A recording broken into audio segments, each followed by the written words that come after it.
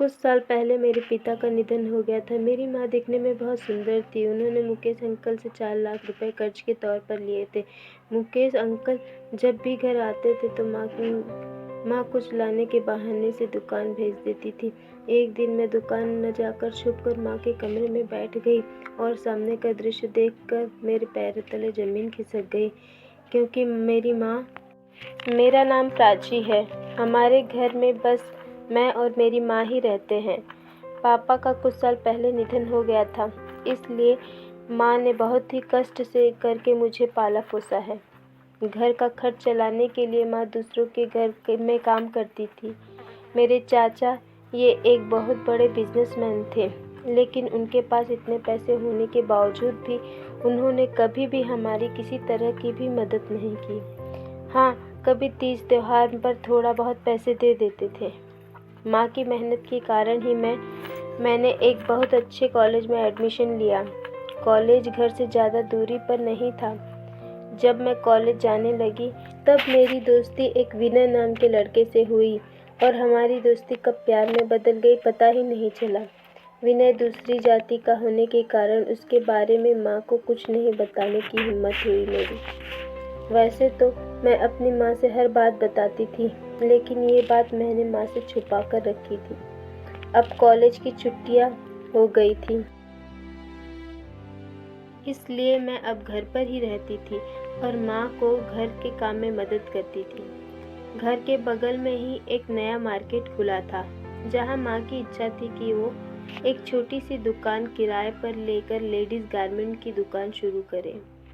उसी सिलसिले में हम वहाँ गए हुए थे और तभी अचानक बारिश होने लगी और भीड़ भाड़ होने के कारण कोई ऑटो भी नहीं मिल रहा था। थोड़ी दूर आगे जाने के बाद हमारे बगल आकर एक गाड़ी खड़ी हो गई और गाड़ी का शीशा नीचे करके वो आदमी हमसे कुछ कहने की कोशिश कर रहा था, लेकिन बारिश इतनी तेज थी कि उसकी आवाज़ हम तक नहीं आ रही थी। मैंने जब झुककर उस इंसान को ठीक से देखा तो मुझे समझ आया कि ये पापा के पुराने दोस्त मुकेश अंकल थे और थोड़ी देर बाद ही हम माँ बेटी उनकी कार के पीछे की सीट पर जाकर बैठ गए। कुछ साल पहले अंकल हमारे पड़ोस में रहते थे, लेकिन कुछ समय बाद उन्होंने शहर में फ्लैट खरीद लिया और वहीं रहने लगे। पापा जब तक थे तब तक मुकेश अंकल का हमारे घर आना जाना लगा रहता था, लेकिन पापा के जाने के बाद वो एक बार भी हमारे घर नहीं आए। उनका बहुत बड़ा कारोबार था, पैसे की कोई कमी नहीं थी उनके पास। माँ ने बातें करते करते उनसे उनके बीवी बच्चों के बारे में पूछा तो बताने लगे कि मेरी पत्नी मुझे छोड़कर चली गई है। शादी के 3 साल के अंदर ही हमारा तलाक हो गया। पिछले साल ही केस क्लोज हुआ है और उसे 20 लाख रुपए देने पड़े। मुकेश अंकल की बात सुनकर माँ को धक्का सा लगा। काफ़ी देर तक हम लोग बात करते रहे और समय निकलता गया। अंकल माँ से कहने लगे कि आप मेरा नंबर ले लीजिए और कुछ ज़रूरत पड़े तो मुझे कॉल कर लेना। अंकल ने हमें अपना विजिटिंग कार्ड भी दिया, जिसे माँ ने रख लिया। बाद में अंकल हमें छोड़कर चले गए। मार्केट में दुकान लेने के लिए माँ को 5 लाख रुपए की ज़रूरत थी। मेरे चाचा जी के लिए 5 लाख रुपए ये कोई बड़ी रकम नहीं थी। माँ ने अगर उनसे पैसे मांगे होते तो शायद वो मना भी नहीं करते, लेकिन माँ को उनका एहसान नहीं चाहिए था।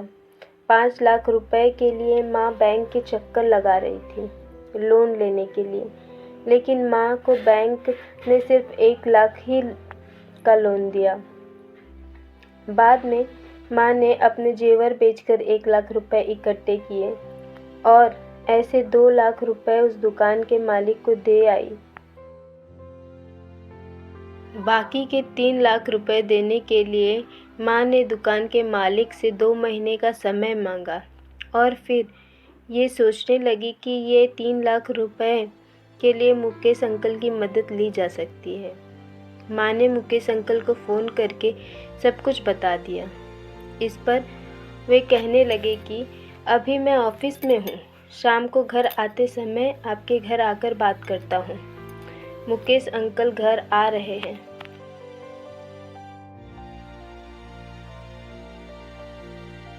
इसका मतलब है ज़रूर वे कुछ न कुछ तो मदद करेंगे। शाम के 7 बजे दरवाजे पर गाड़ी रुकने की आवाज़ आई। मेरे जाने से पहले ही माँ दरवाज़ा खोलने गई और उसके पीछे मैं भागी गई। हमें ऐसा लगा कि मुकेश अंकल होंगे, लेकिन बाहर मेरे चाचा चाची खड़े थे।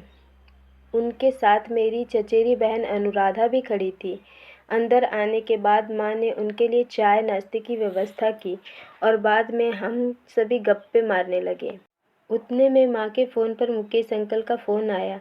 माँ फ़ोन लेकर कमरे में आ गई और जब बाहर आई तो थोड़ी अस्वस्थ लग रही थी। मेहमान सामने थे, इसलिए मैं सीधे से कुछ पूछ नहीं सकती थी। जब माँ किचन में गई तो मैं भी माँ के पीछे चल दी और पूछा कि क्या हुआ। तब माँ कहने लगी, थोड़ी देर में मुकेश अंकल आने वाले हैं।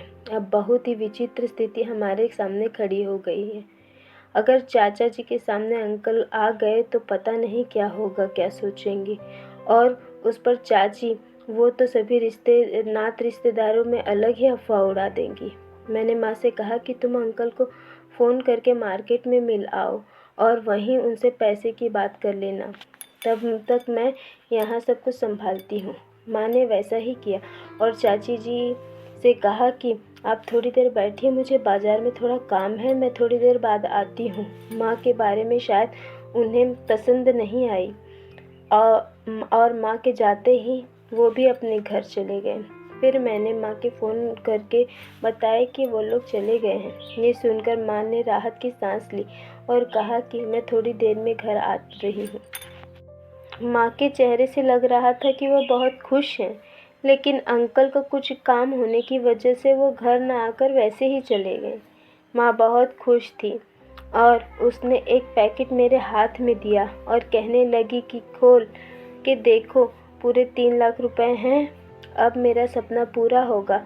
मैं कल ही मुकेश के साथ जाकर दुकान की बुकिंग कर आऊँगी। 6 महीने बीत गए थे। माँ ने रात दिन मेहनत करके दुकान को और बड़ी कर ली थी। मैं अपनी पढ़ाई के साथ साथ उसे दुकान में भी मदद करती थी। संडे का दिन था और मैं और माँ थोड़ी सी खरीदी करने बाज़ार जाने वाले थे। उतने में मुकेश अंकल का फ़ोन आया और माँ वो फ़ोन लेकर अंदर कमरे में चली गई और दरवाज़ा बंद कर लिया। मुझे लगा कि शायद अंकल ने अपने पैसे मांगने के लिए फ़ोन किया होगा, लेकिन जब माँ बाहर आई तो अलग सी ही खुशी नज़र आ रही थी। मैंने जब पूछा तो हंस के कहने लगी कि तुम्हें ये बातें अभी समझ नहीं आएगी। बाज़ार जाने का प्लान माँ ने कैंसिल कर दिया और बोली, बेटा बाज़ार किसी और दिन चलेंगे, अभी मैं कुछ काम से बाहर जा रही हूँ। और माँ तैयार होने चली गई। जब माँ बाहर आई तो मैं माँ को देखती रह गई। माँ ने बहुत दिनों बाद नई साड़ी पहनी थी और हल्का सा मेकअप भी किया था। माँ का वो रूप देखकर मैं हैरान थी। अब मुझे समझ आ रहा था कि माँ और मुकेश अंकल के बीच प्यार की खिचड़ी पक रही है। माँ की उम्र 40 थी, अंकल भी उसी उम्र के थे। फिर इसमें गलत क्या था? माँ ने अपनी पूरी ज़िंदगी मुझे छोटा से बड़ा करने में लगा दी और अगर आज वो अपने लिए जीना चाहती हैं तो इसमें गलत क्या है? माँ को ऐसे खुश देखकर मुझे भी बहुत खुशी हो रही थी। मैंने मन ही मन अंकल को धन्यवाद दिया कि आज उनकी वजह से माँ के चेहरे पर मुस्कान आई। मैं माँ के बारे में सोच ही रही थी कि उतने में मुकेश अंकल की गाड़ी का हॉर्न सुनाई दिया।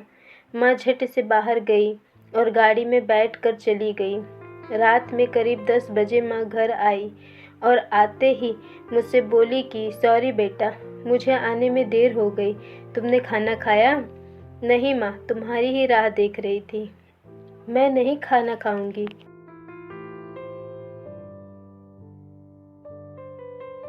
मैं समझ गई कि माँ ने डिनर बाहर ही कर लिया है।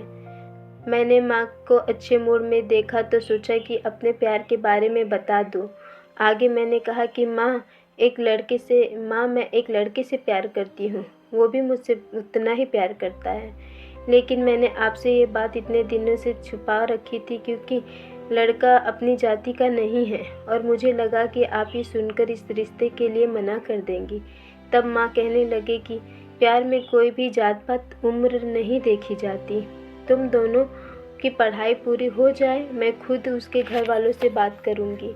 इतने दिनों से मेरे मन पर जो बोझ था वो आज उतर गया। अब मैं भी माँ की तरह सपनों की दुनिया में जी रही थी।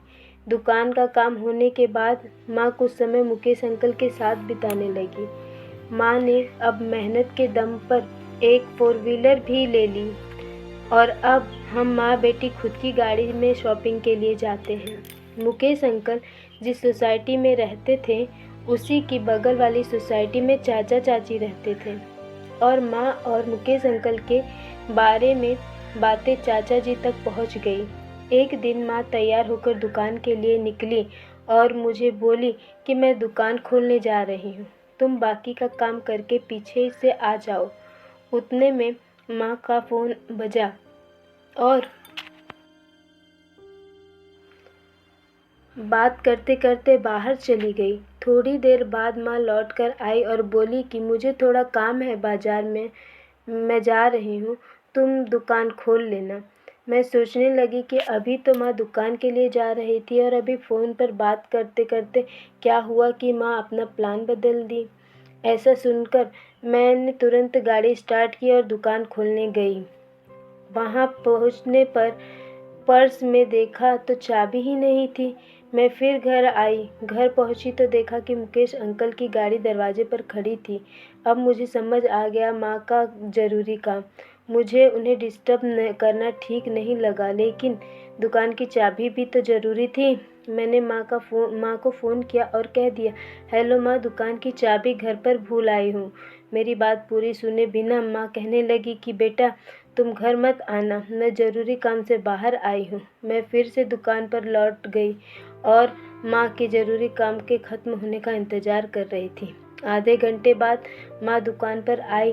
तब मैंने माँ से कहा कि अब मुझे भी ज़रूरी काम है। शाम को मैं खाना तैयारी कर रही थी, उतने में दरवाजे की बेल बजी। देखा तो चाचा चाची थे। दोनों अंदर आकर सोफे पर बैठ गए। मैं चाय बनाने किचन में जाने लगी तो चाची बोली कि कोई ज़रूरत नहीं चाय की, तुम मेरे पास बैठो, मुझे कुछ बात करनी है तुमसे। आगे चाची कहने लगी कि अगर बच्चे बिगड़ जाते हैं तो हम उनकी शिकायत उनके माँ बाप से करते हैं, लेकिन अगर माँ बाप बिगड़ जाए तो उनकी शिकायत किससे की जाए? उनके बच्चों से? देखो प्राची, तुम समझदार हो इसलिए तुम्हें समझा रही हूँ। अपनी माँ को कंट्रोल में रखो, उनकी वजह से हमारी नाक कटी जा रही है। माँ ने ऐसा क्या किया है? अरे बेटा, हमारे बगल की सोसाइटी में रहने वाले मुकेश के साथ तुम्हारी माँ का अफेयर चल रहा है और तुम मुझसे पूछ रही हो कि माँ ने ऐसा क्या किया है? जब पानी सर से ऊपर चला गया तब हमने तुम्हें ये सब बताया है। तुम्हारी माँ को फ़ोन किया तो कहने लगी कि मैं दुकान पे हूँ, प्राची घर पर है और अब बस इसलिए सीधे ही हम घर आए। चाचा चाची मुझे समझाने की कोशिश कर रहे थे और पता नहीं क्या क्या कहकर चले गए। जब शाम को माँ घर आई तो मैंने उन्हें सब कुछ बता दिया, लेकिन माँ बिना कुछ बोले चुपचाप अपने कमरे में चली गई। दूसरे दिन मैंने माँ से कहा, माँ मैं तुम्हारे साथ हूँ, तुम कुछ गलत नहीं कर रही हो, इसलिए कोई ज़रूरत नहीं है किसी के बारे में सोचने की। जब हम मुसीबत में थे तब किसी को हमारी याद नहीं आई और आज अपनी वजह से उनकी नाक कट रही है। तुम कुछ गलत नहीं कर रही हो। माँ अब उदास रहने लगी थी। मैं माँ को समझाने की बहुत कोशिश करती थी, लेकिन माँ अब फिर से पहले की तरह दुखी सी लगने लगी थी। कुछ समय बाद मुझे ये महसूस हुआ कि माँ ने अब अंकल से भी दूरी बना ली थी। मैं माँ को बहुत समझाती, लेकिन वो मेरी एक भी सुनने को तैयार नहीं थी।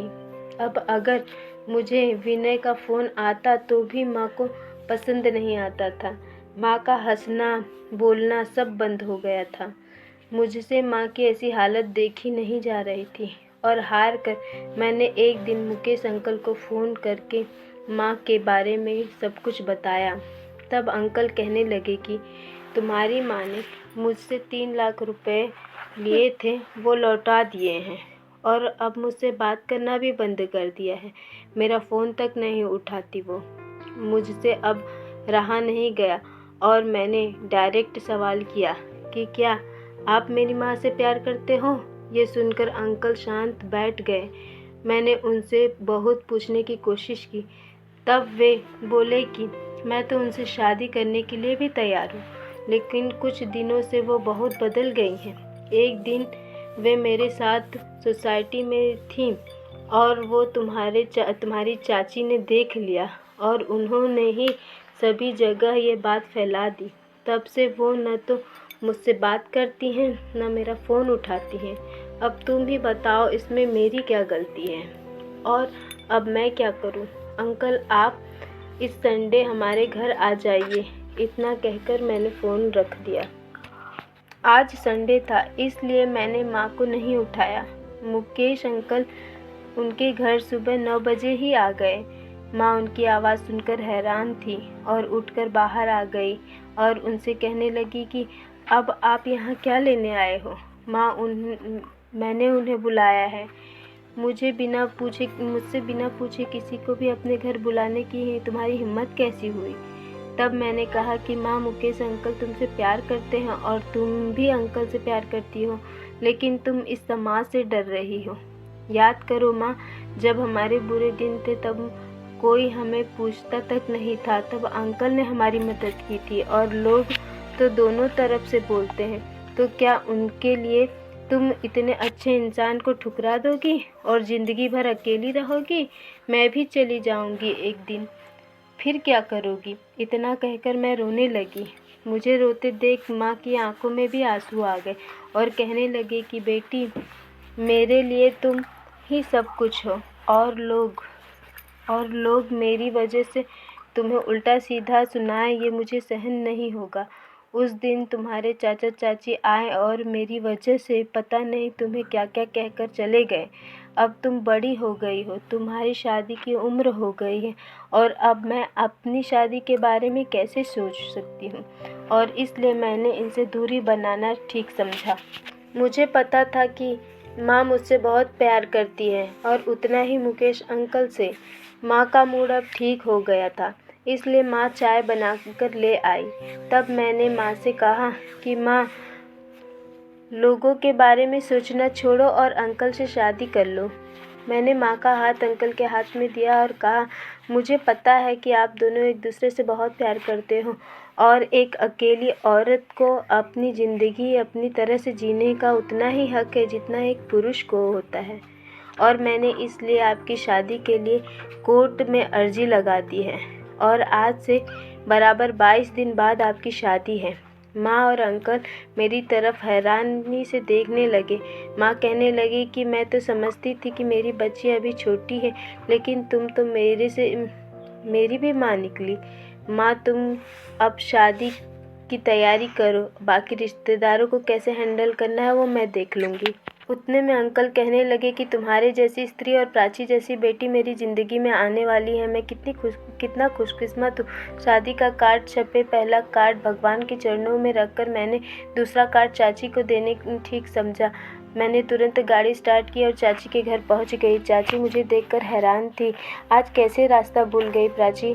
चाची, शादी का कार्ड है, क्या बात है? लड़का पहले से देख रखा था क्या? क्या करते हैं दामाद जी? चाची, लड़का बिजनेसमैन है और वो आपका दामाद नहीं है, ठीक से पढ़ लेना। इतना कहकर मैं घर चली आई, माँ को सारी बात बताई और हम दोनों खूब हंसे, क्योंकि चाची पर क्या बीती होगी ये हम समझ सकते थे। 27 तारीख को दोनों की शादी हुई और रिसेप्शन भी जोरदार तरीके से दिया गया। सभी रिश्तेदार वहाँ बधाई देने पहुँचे थे। घर जाते समय गाड़ी में माँ आगे की सीट पर बैठी थी और मैं पीछे।